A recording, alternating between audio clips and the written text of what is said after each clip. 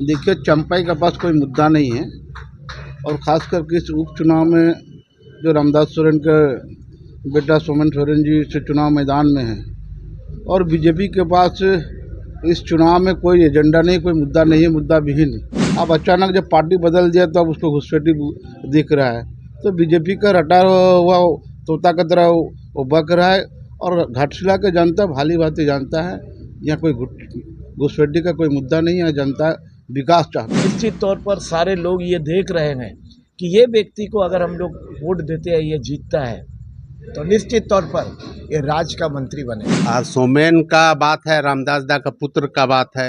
रामदास दा का पुत्र बहुत अच्छे सरल स्वभाव के हैं।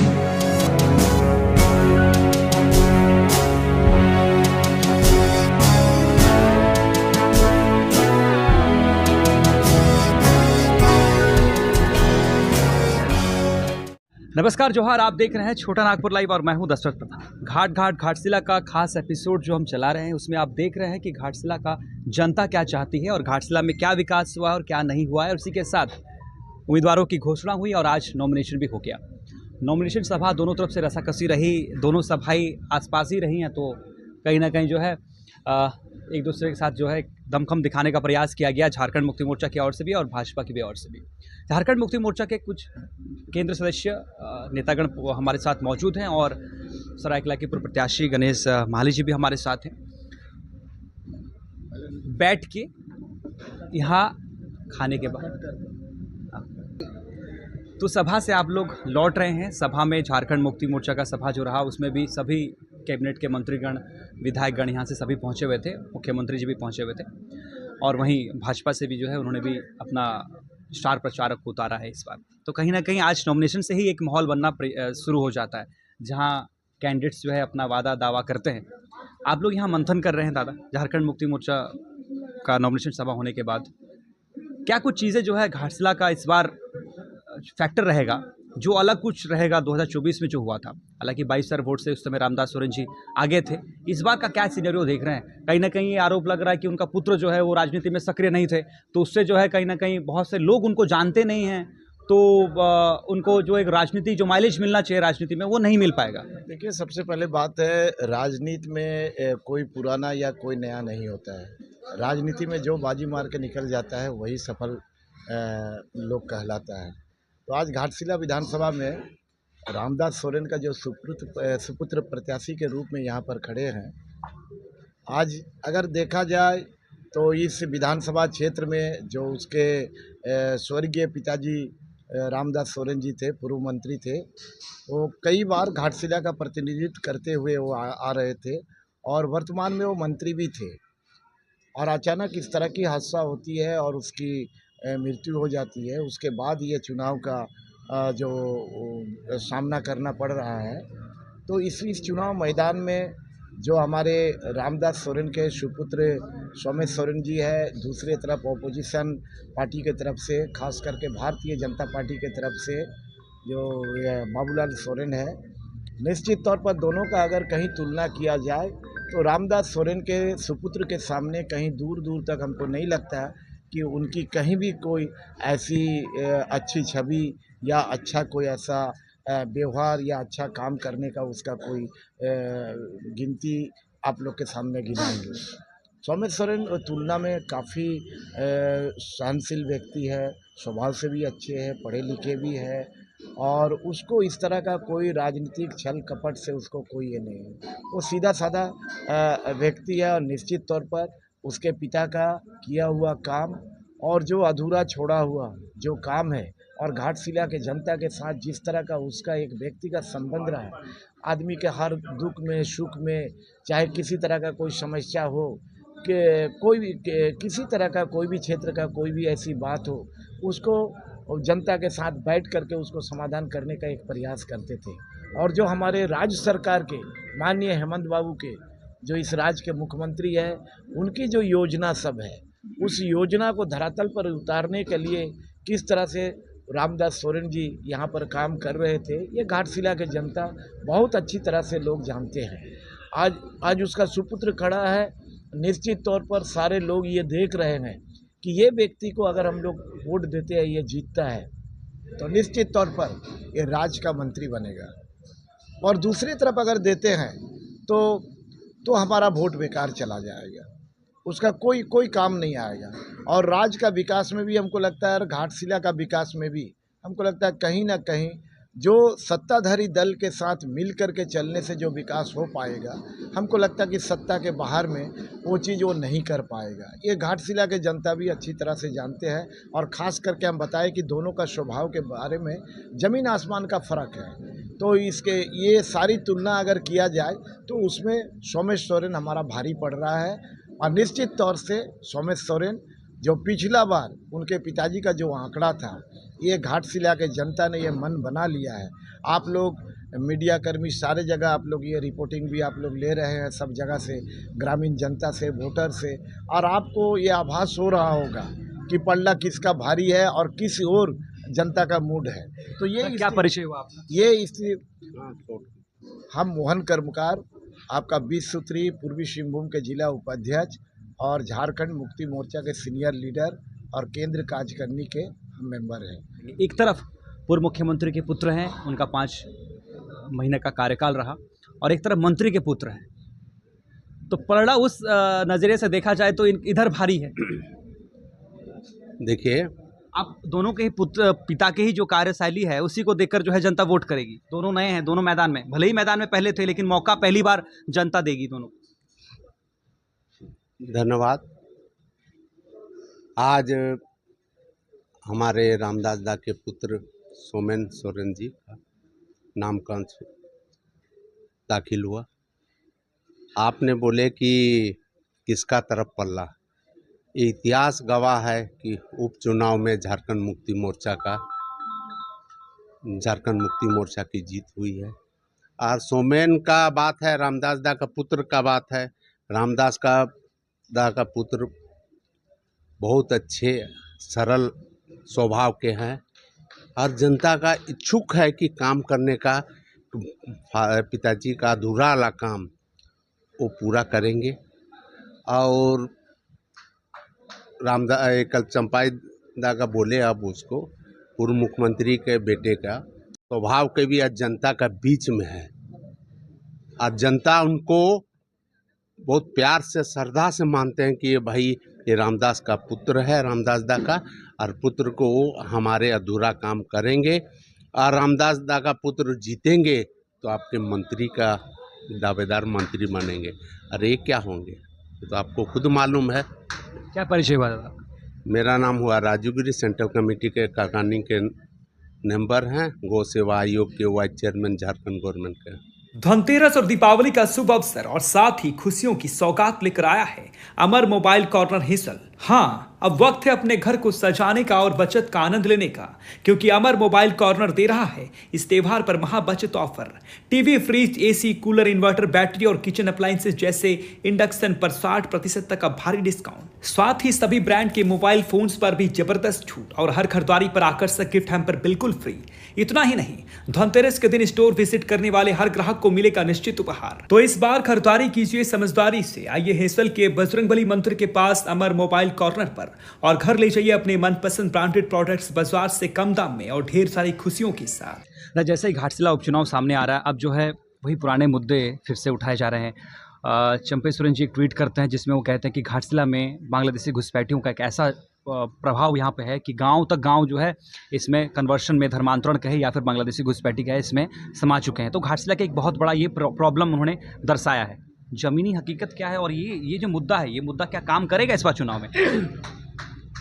देखिए, चंपाई के पास कोई मुद्दा नहीं है, और ख़ास करके इस उपचुनाव में जो रामदास सोरेन के बेटा सोमेन सोरेन जी से चुनाव मैदान में है, और बीजेपी के पास इस चुनाव में कोई एजेंडा नहीं, कोई मुद्दा नहीं है, मुद्दा विहीन। और अब चंपाई सोरेन को लगता है कि घाटशिला में घुसपैठी भर गया है। तो मैं चंपाई सोरेन से पूछना चाहता हूँ, विगत लगभग इस झारखंड मुक्ति मोर्चा में 40 वर्षों से पार्टी में रह कर नेतृत्व किया, 5 बार मंत्री रहा, अंत में मुख्यमंत्री बनने के बाद उस समय उसको कहीं घुसपैठी दिखा नहीं।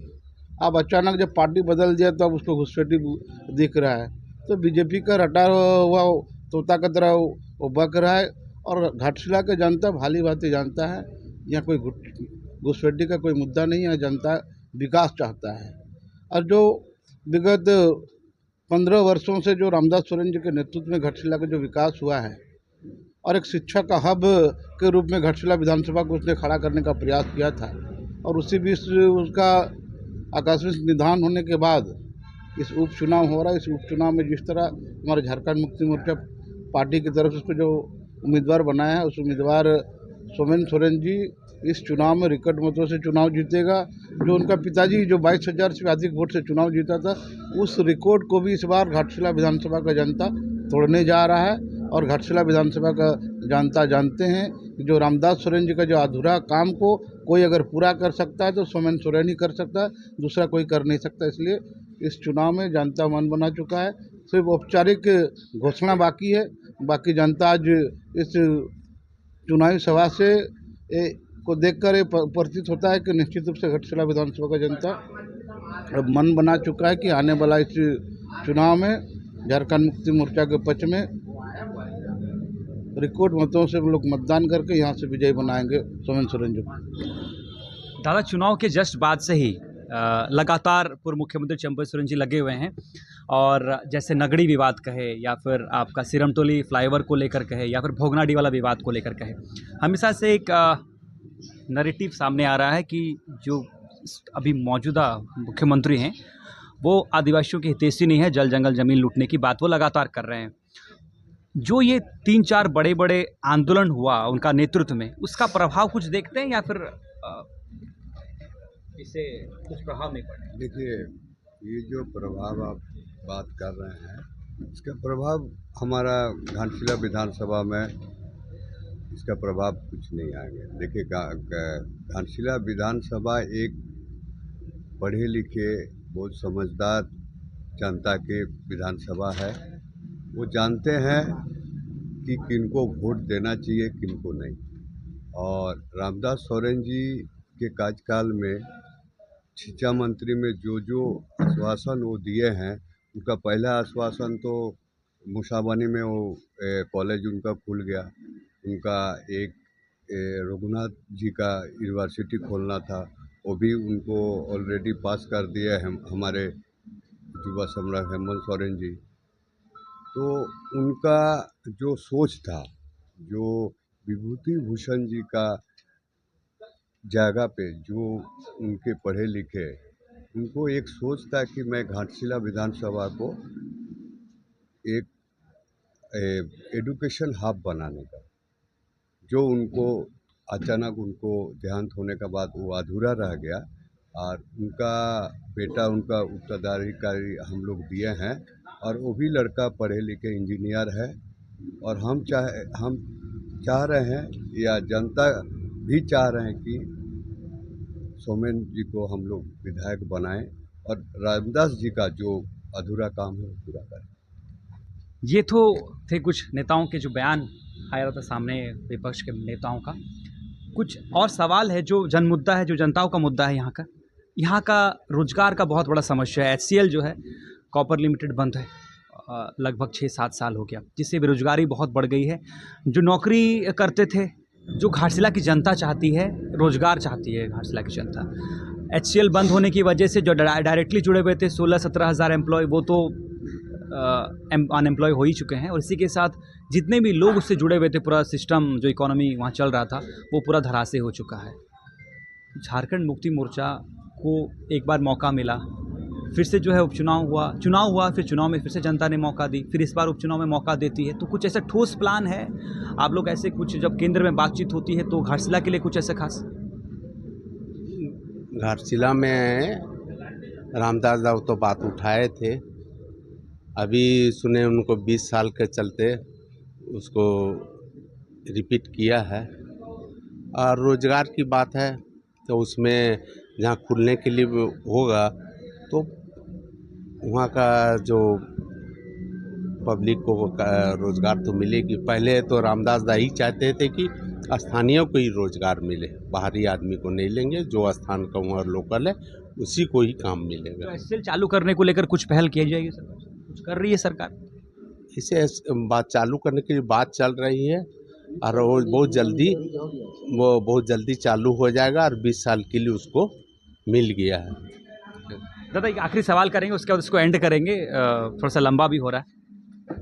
जब नॉमिनेशन में झारखंड मुक्ति मोर्चा से इनका नाम आया और उससे पहले भाजपा की ओर से बाबूलाल सोरेन जी का नाम आया, तो यहाँ के जो मंत्री जी है, परिवहन मंत्री दीपक बिरुवा जी, उन्होंने एक ट्वीट किया, लिखा कि जो झारखंड मुक्ति मोर्चा चाहती है वही भाजपा करती है, सूचना समाप्त। इसका क्या मतलब क्या है? देखिए ये बात तो ये सही है कि भारतीय जनता पार्टी जी रमेश हंसदा जी भी यहाँ सक्रिय थे, क्या वो ज़्यादा बड़ा चुनौती थी? देखिए भाजपा ने कोई गलती की? देखिए मैं वही बात, आप कुछ सवाल इन लोग से पूछे, जवाब पूरा नहीं आया, इसलिए हम उस पर भी ज़रा सा बोलना चाहता, फिर इस पर भी बोल देंगे। देखिए जहां आप घुसपैठिए का बात किया, जहां आप नगड़ी का बात किए, जहां पर जो बीजेपी भारतीय जनता पार्टी जिन मुद्दों को लेकर के झारखंड मुक्ति मोर्चा को या इंडिया गठबंधन को घेरने का प्रयास किया था, उसमें वो विफल हो गया, फेल हो गया। 28 रिजर्व सीट में से आपको 27 सीट इंडिया गठबंधन माननीय हेमंत सोरेन के नेतृत्व में हम लोग 27 सीट जीता, और जो सरायकेला सीट है वो भी तो करीब करीब हमारा ही सीट है। वो सीट किसी तरह बोलिए, उसको अनुकंपा के आधार पर बोलिए, चाहे जो बोलिए, कोई एक सीट किसी तरह वो लोग बचा पाया, रख पाया। 27 सीट आज भी हमारे पास है। आदिवासी का मुद्दा के लिए तो रिजेक्ट कर दिया है भारतीय जनता पार्टी को। सर्वमान्य लीडर यहाँ पर माननीय हेमंत सोरेन जी है। जहाँ तक घुसपैठिए का सवाल आता है, तो आप देख रहे होंगे कि जिस जिस राज्य में चुनाव होता है वहाँ ये घुसपैठिए की बात करता है, और उसके बाद जैसे ही चुनाव खत्म हो जाता है घुसपैठिए खत्म हो जाता है। ये इनका ये है, तो ये भी मुद्दा अब कहीं नहीं चल रहा है। दूसरी बात, आप यहाँ पर जो प्रत्याशी की बात किए, दोनों प्रत्याशी की बात, आप समेश सोरेन और आपका बाबूलाल सोरेन की बात करें, दोनों का अगर व्यक्तिगत जीवन को आप देखिएगा, दोनों का छवि को आप देखिएगा, तो कहीं बाबूलाल सोरेन से बेहतर सोमेश सोरेन का छवि है। एक पढ़ा लिखा लड़का है, बीटेक किया हुआ लड़का है, उसका आप देखिएगा व्यवहार में भी, बातचीत में भी कहीं पर कोई ऐसा नहीं लगेगा कि कोई अभद्र व्यवहार, अभद्र टिप्पणी उसके मुंह से कभी इस तरह का निकला या शब्द से निकला। और चुनाव के पहले से आप देखे होंगे कि पिछला चुनाव में भी यही बाबूलाल सोरेन कैंडिडेट था, उनकी किस तरह से भाषा निकलती है। अभी आप देखिए ना, रोजगार का आप सवाल पूछे तो रोजगार में वो क्या बोले कि घाटशिला विधानसभा के नौजवानों को रोजगार मुक्त कर देंगे, माने रोजगार नहीं देंगे, रोजगार से मुक्त कर देंगे। तो उनका बयान आ रहा, आपका सोशल मीडिया में चारों तरफ चल रहा है।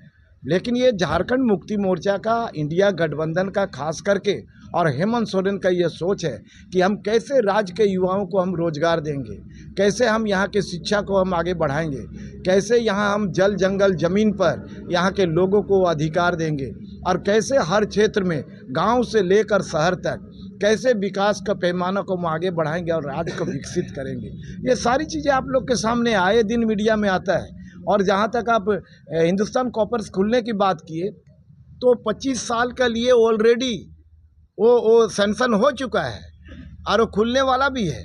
आप देखे होंगे सारा चीज़। लेकिन ये सारी जितने भी माइंस है ये सेंट्रल के अधीन है, इसमें स्टेट गवर्नमेंट का कहीं ये नहीं है। ये सेंट्रल गवर्नमेंट का जितना ये फंसा के रखा था, जितना इस चीज़ को इतना जो दबा के रखा था, ये सारे सेंट्रल गवर्नमेंट रखा है। लेकिन हमारे सरकार का ये प्रयास रहा, बार बार हम आदान प्रदान करते थे, हम लेटर लिखते थे सेंट्रल गवर्नमेंट को। जब भी सेंट्रल गवर्नमेंट के से हमारी बातचीत होती थी तो हमेशा इस माइंस के मुद्दा को हम वहाँ पर रखते थे। और उसी के तहत कहीं ना कहीं ये राज्य सरकार का प्रयास, हेमंत सोरेन इस राज्य के मुख्यमंत्री का प्रयास रहा, जो आज हिंदुस्तान कॉपर से खुलने जा रहा, 25 साल के लिए लीज फिर उसका रिन्यूअल हुआ। ये सारी बातें हैं, तो बहुत सारी बातें हैं। आप लोग के साथ और भी हम लोग मिलेंगे तो सारी बिंदु पर और भी बातचीत होगा। इलेक्शन के दरमियान कई बार भेंट मुलाकात होगा, बहुत सारी बातें आप लोग के सामने आएंगी। बहुत बहुत धन्यवाद हमसे जुड़ने के लिए।